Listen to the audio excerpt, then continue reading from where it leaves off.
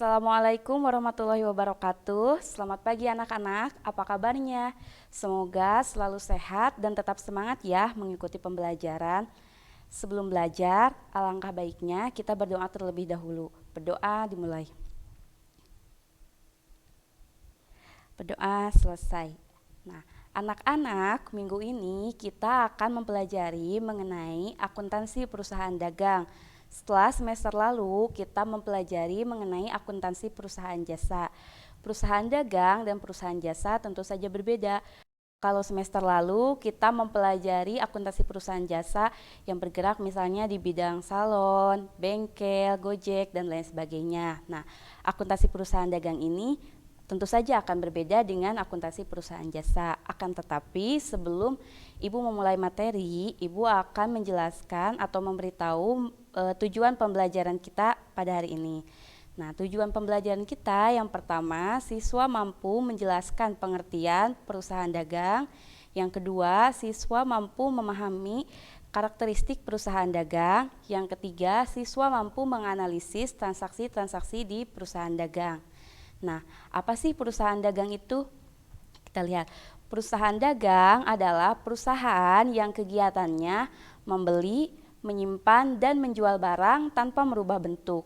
Jadi, kalau misalnya Ibu berperan sebagai pedagang, Ibu membeli beras, maka Ibu akan menjual beras. Ibu membeli terigu dan akan Ibu jual sebagai terigu gitu. Jadi kalau misalnya kalian membeli terigu kemudian dijual menjadi bala-bala, nah itu sudah bukan lagi termasuk perusahaan dagang karena terjadi perubahan bentuk seperti itu. Kalau misalnya perubahan pada kemasan bagaimana? Tentu saja boleh. Kalau perubahan pada kemasan itu boleh. Misalnya kalian membeli 50 kg terigu, kalian kemas menjadi seperempat, setengah kilo, sekilo, itu boleh seperti itu. Yang tidak boleh adalah merubah bentuk dari yang tadinya terigu menjadi bala-bala seperti itu. Kita lanjutkan. Apa sih karakteristik perusahaan dagang? Nah, karakteristik perusahaan dagang yang pertama tidak mengubah bentuk barang yang dijual. Seperti yang sudah dijelaskan tadi, bahwa tidak ada perubahan bentuk ketika kita menjual barang yang kita dagangkan. Yang kedua, bentuk barang yang dijual harus berwujud. Jadi ada barang yang kita jual. Ibu, kalau misalnya kalian bertanya, Ibu kalau online shop gimana? Kita tidak stok barang. Tidak apa-apa. Misalnya kalian menjadi reseller atau dropship. Nah, dropship barang, itu kan kalian tidak stok barang. Tapi barang yang kalian jual itu ada kan berwujud. Nah, itu termasuk ke dalam perusahaan dagang karena kalian jual baju sampai ke pembeli juga baju. Jadi seperti itu. Yang selanjutnya terdapat akun-akun khusus perusahaan dagang. Nah, di sini akan ada akun-akun baru yang belum kalian jumpai di akuntansi perusahaan jasa. Contohnya akun pembelian, akun penjualan, akun retur pembelian, retur penjualan, potongan pembelian, dan lain sebagainya. Yang terakhir adalah laba bersih diperoleh dari penghitungan penjualan bersih, dikurangi harga pokok dan biaya-biaya. Nah, itu tadi karakteristik perusahaan dagang. Nah, di perusahaan dagang ini ada yang disebut dengan syarat jual beli. Syarat jual beli itu ada dua. Yang pertama ada syarat penyerahan barang, yang kedua ada syarat pembayaran. Syarat penyerahan barang ada tiga. Yang pertama ada yang disebut dengan FOB shipping point. Nah, FOB shipping point ini penjual hanya bertanggung jawab atas penyerahan barang di gudangnya. Jadi dari gudang penjual sampai dengan gudang pembeli itu menjadi tanggung jawab pembeli. Jadi ketika kita misalnya membeli barang ke toko grosir, nah mau pembeli mengangkutnya menggunakan motor, menggunakan mobil, itu menjadi tanggung jawab pembeli. Jadi penjual itu hanya bertanggung jawab sampai terjadi transaksi saja. Begitupun ketika ada kerusakan ketika pengangkutan barang dari gudang penjual ke gudang pembeli, itu menjadi tanggung jawab pembeli. Nah, syarat yang kedua adalah FOB destination point. Nah, kalau ini dari mulai gudang penjual sampai dengan gudang pembeli itu menjadi tanggung jawab penjual. Contohnya seperti kita membeli pasir. Nah, kalau membeli pasir itu kan dari gudang penjual sampai ke depan rumah kita itu menjadi tanggung jawab penjual, diantarkan langsung oleh penjual seperti itu. Yang selanjutnya ada CIF. Nah, di sini penjual itu bertanggung jawab atas biaya-biaya termasuk ongkos kirim, asuransi, dan lain sebagainya. Nah, itu tadi syarat-syarat penyerahan barang. Ada 3 ya, kita ulangi. Yang pertama ada FOB shipping point, yang kedua ada FOB destination point, dan yang ketiga ada CIF. Yang selanjutnya ada syarat pembelian atau syarat pembayaran. Yang pertama ada EOM. Nah, EOM ini bisa kita temukan pada transaksi-transaksi kredit. Jadi kalau misalnya kalian menemukan transaksi kredit dengan syarat EOM, artinya pembeli harus membayar paling lambat akhir bulan. Jadi kalau kita membeli pada tanggal 20 Februari misalnya, nah secara kredit, nah harus dibayarnya itu terakhir tanggal 28 Februari. Seperti itu. Yang kedua ada N/10 EOM. Nah kalau N/10 EOM ini dibacanya pembeli paling lambat membayar 10 hari setelah akhir bulan atau sama dengan tanggal 10 bulan berikutnya. Jadi kalau kita membeli misalnya sekarang tanggal 23 misalnya bulan Februari, nah kita membayarnya itu berarti tanggal 10 bulan Maret, seperti itu. Nah ini juga bisa berubah, bisa saja N/5 EOM, N/7 EOM, itu tergantung kesepakatan antara pembeli dan penjual, seperti itu. Yang ketiga ada N/30. Nah kalau N/30 berarti dibayar paling lambat 30 hari setelah terjadi transaksi, seperti itu. Jadi kalau misalnya kita melakukan transaksi tanggal 10, maka paling lambat membayarnya itu adalah tanggal 10 bulan berikutnya, seperti itu. Yang terakhir ada 3/10 N/30. Nah ini dibacanya pembeli akan mendapatkan diskon sebesar 3% apabila mampu membayar dalam jangka waktu 10 hari. Akan tetapi dianggap penjualan tunai apabila membayar dalam jangka 30 hari. Nah, di sini angkanya itu bisa berubah, bisa saja 5/10, N/30 atau 2/10, N/30, 2/5, N/30, itu tergantung, kembali lagi tergantung kepada kesepakatan antara penjual dan pembeli. Nah itu dia tadi syarat pembelian atau syarat pembayaran. Ada 4, yang pertama EOM, yang kedua N/10 EOM, yang ketiga N/30, dan yang terakhir 3/10 NOM. Sampai di sini bisa dipahami? Mudah-mudahan bisa dipahami ya. Kita lanjut ke materi berikutnya. Nah, materi berikutnya adalah transaksi-transaksi perusahaan dagang. Transaksi perusahaan dagang ada 2, yakni transaksi pembelian dan transaksi penjualan. Transaksi pembelian, yang pertama ada pembelian tunai barang dagangan. Nah, pembelian tunai barang dagangan ini bisa kita jurnal dengan cara mendebit pembelian dan mengkredit kas.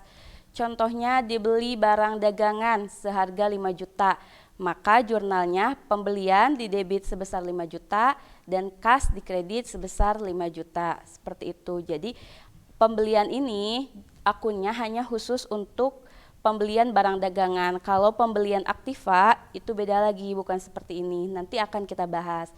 Yang kedua ada pembelian kredit barang dagangan. Nah, pembelian kredit barang dagangan yaitu mendebit pembelian dan mengkredit utang dagang. Contoh transaksinya, dibeli secara kredit barang dagangan sebesar 5 juta dengan syarat EOM, seperti itu contohnya.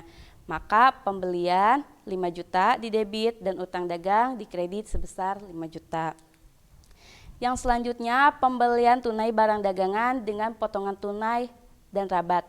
Nah, di sini ada 2 jenis potongan. Yang pertama ada potongan tunai atau cash diskon. Yang kedua ada potongan rabat. Nah, perbedaannya kalau cash diskon itu berlaku untuk semua pembeli gitu. Jadi misalnya seperti kita pergi ke Alfamart misalnya, ada satu barang yang didiskon seharga 1.000. Nah, baik ibu atau kalian itu bisa membeli barang tersebut, mau itu dibelinya 1 atau 2 atau 3, itu kita akan mendapatkan diskon. Akan tetapi kalau rabat atau trade diskon itu diskon yang diberikan khusus gitu kepada pembeli yang membeli dalam jumlah banyak gitu, atau membeli secara partai. Misalnya dibeli 100 kilo terigu, dibeli 100 kilo beras dan lain sebagainya. Nah, itu akan mendapatkan potongan. Nah, untuk potongan tunai jurnalnya itu mendebit pembelian, mengkredit kas, dan potongan pembelian. Nah, kalau untuk kerabat mendebit pembelian dan mengkredit kas. Akan tetapi untuk kerabat ini nominalnya adalah nominal setelah dilakukan pemotongan. Misalnya dibeli 100 kg beras seharga 1 juta rupiah. Nah, mendapat potongan rabat sebesar 100.000, maka jurnalnya itu pembelian didebit sebesar 900.000, kas dikredit sebesar 900.000. Seperti itu ya. Bisa dibedakan antara cash diskon dengan potongan rabat. Yang selanjutnya pembelian tunai dan kredit barang dagangan. Yang pertama pembelian sebagian tunai kredit dan sebagian barang dagangan. Maaf ya. Yang pertama pembelian didebit, yang kedua kas dikredit, yang ketiga utang dagang dikredit. Jadi kalau misalnya kita membeli barang dagangan seharga 5 juta, baru kita bayar 2 juta, sisanya dibayar kemudian. Nah, itu adalah transaksi campuran gitu. Kita bayar tunai sebagian dan sisanya berhutang. Maka transaksinya mendebit pembelian, mengkredit kas, dan mengkredit utang dagang. Seperti itu. Yang selanjutnya pembayaran ongkos angkut barang yang dibeli. Nah, untuk ongkos angkut jurnalnya itu mendebit beban angkut pembelian dan mengkredit kas. Yang selanjutnya pengembalian barang yang dibeli atau retur. Nah, di sini tidak menutup kemungkinan kita sebagai pembeli itu mengembalikan barang kepada penjual. Ada beberapa alasan yang memungkinkan kita mengembalikan barang kepada penjual. Salah satunya misal barangnya itu kadaluarsa, terus rusak, tidak sesuai dengan pesanan. Nah, itu tentu saja akan kita kembalikan kepada penjual. Nah, di sini jurnalnya untuk mengembalikan barang atau meretur barang dengan cara mendebit utang dagang atau dan mengkredit retur pembelian. Ini jika dilakukan secara kredit. Kalau dilakukan secara tunai, maka mendebit kas dan mengkredit retur pembelian. Yang selanjutnya, pembayaran utang dagang, pembayaran utang dengan potongan. Nah, yang ini kita akan mendebit utang dagang, mengkredit kas, dan mengkredit potongan pembelian. Nah, di sini selain pembelian barang dagangan, tentu saja kita pun akan melakukan pembelian aktiva. Aktiva itu harta seperti peralatan, perlengkapan, kendaraan, dan lain sebagainya. Kalau tadi kan barang dagangan itu kita membeli barang dengan tujuan untuk dijual kembali. Nah, kalau misalnya pembelian aktiva ini kita membeli barang dengan tujuan tidak untuk dijual, tapi digunakan untuk keperluan kita gitu, keperluan perdagangan kita seperti membeli meja, lemari, dan lain sebagainya. Nah, di sini kalau kita membeli aktiva secara tunai, maka jurnalnya seperti kalian melakukan di perusahaan jasa gitu. Sebutkan aktiva yang dibelinya apa. Kalau misalnya membeli perlengkapan, berarti jurnalnya itu perlengkapan di debit, kas di kredit. Itu kalau pembelian tunai. Kalau misalnya pembeliannya kredit, berarti sebutkan juga aktivanya apa. Misalnya perlengkapan, berarti perlengkapan di debit dan utang dagang di kredit. Yang selanjutnya ada pembelian aktiva dengan potongan. Nah, di sini juga sama disebutkan jenis aktivanya apa, kemudian di debit disimpannya, misalnya perlengkapan di debit, kas di kredit, dan potongan pembeliannya berapa juga di kredit. Nah, itu tadi untuk transaksi-transaksi pembelian di perusahaan dagang. Adapun transaksi-transaksi penjualan akan Ibu jelaskan minggu depan atau pada pertemuan selanjutnya. Mudah-mudahan kalian dapat memahami materi yang telah Ibu sampaikan dengan baik dan benar. Untuk tugas dan lain sebagainya, materi sudah Ibu upload di Classroom, silahkan dikerjakan. Deadline-nya sampai dengan pukul 18 waktu Indonesia Barat. Terima kasih atas perhatiannya. Semoga kalian dapat memahami materi yang Ibu jelaskan. Assalamualaikum warahmatullahi wabarakatuh.